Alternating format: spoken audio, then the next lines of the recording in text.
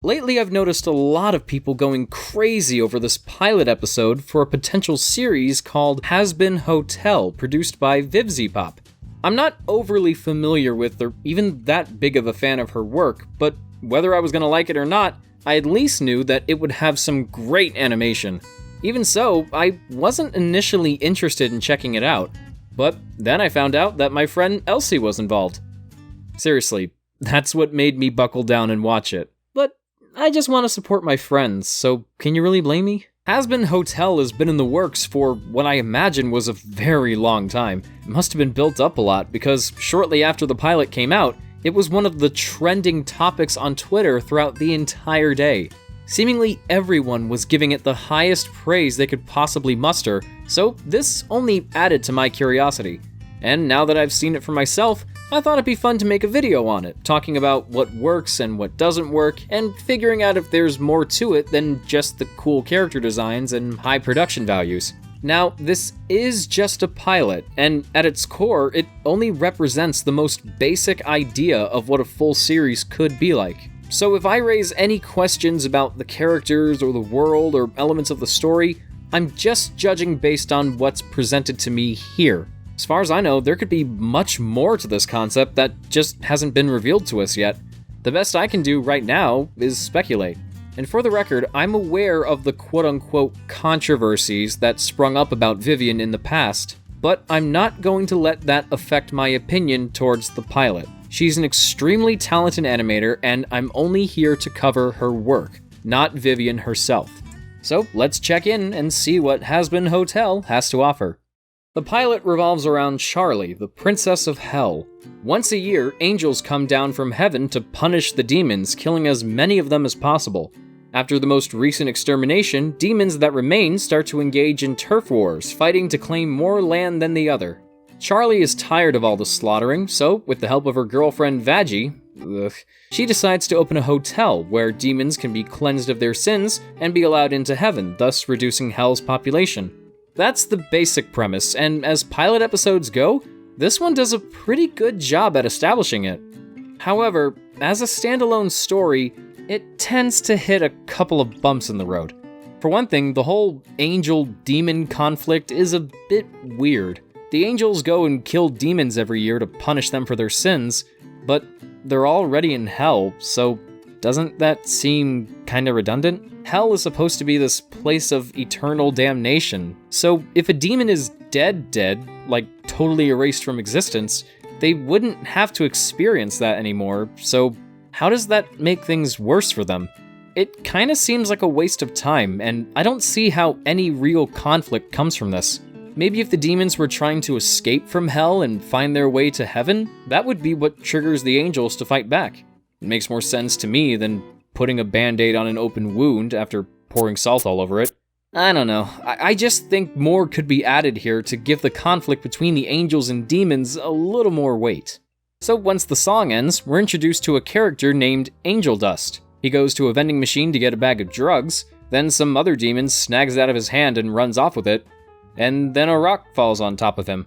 Right after that, we're introduced to another character who's some kind of evil overlord with an army of egg people, and then his ship is attacked by another character named Cherry Bomb. This all happens in the span of under 3 minutes. The pacing is a little all over the place, especially here in the first third of the episode. Sometimes it's really crazy and in your face, and then it'll be a bit slower and more dialogue heavy for minutes at a time, and then suddenly random things just happen for the sake of having random things happen. It sporadically throws a little too much at the viewer every now and then. There are some smaller moments between the main characters to help move away from the craziness, but there are also a few that I felt could have been trimmed down slightly. The scene with Charlie and Vaggie in the news station and the scene with them driving Angel to the hotel are both heavy on dialogue. It works fine enough when it's building character and creating tension, but when Charlie goes on about wanting to sing, or when Angel makes a lot of lewd remarks while trying to find where the liquor is, it starts to feel a little drawn out.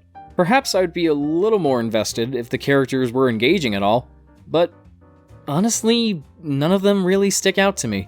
Some follow tropes that we've seen before: the quirky protagonist who chases her dreams but constantly screws up, the supportive girlfriend, the loose cannon that makes you question if he's really good or bad. And that's not a problem at all if there's more to them. But outside of them having cool designs, I found most of them to be pretty one-note.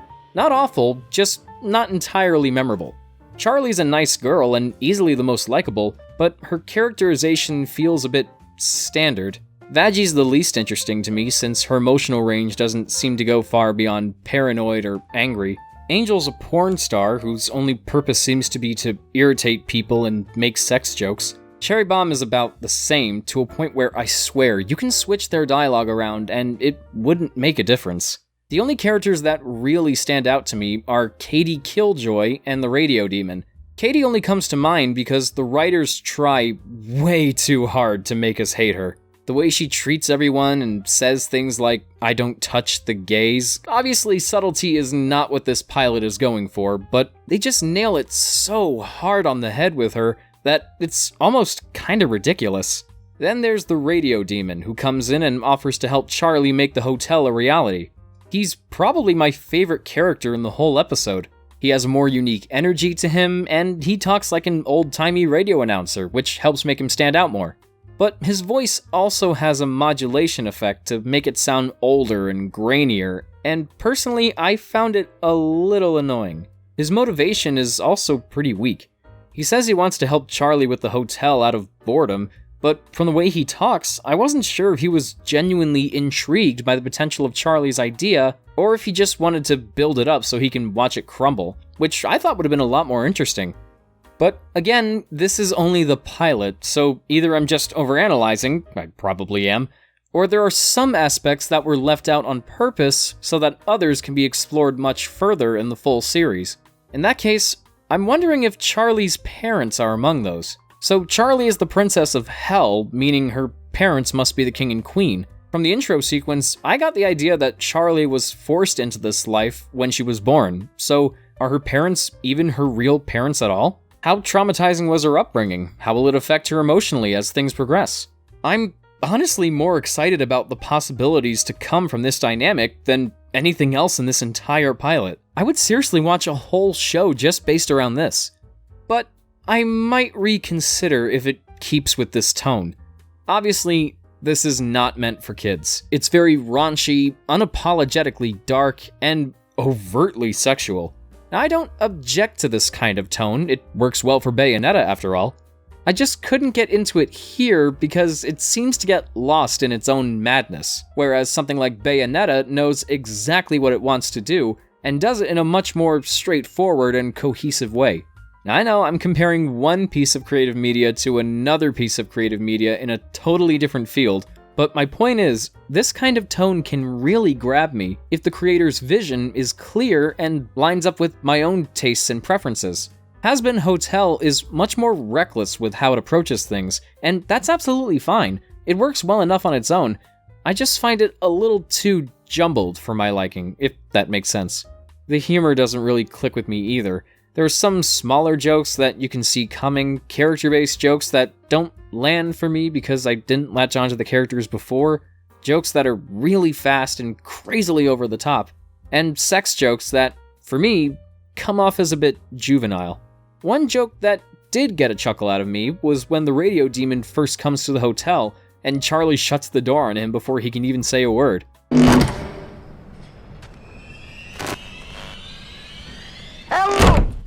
Humor is subjective, so I don't think I laughed at the same things a lot of people laughed at, but one thing I'm sure we can all agree on, this animation is fantastic. It reminds me a lot of Villainous with its angular designs and just how much it embraces the weird and macabre.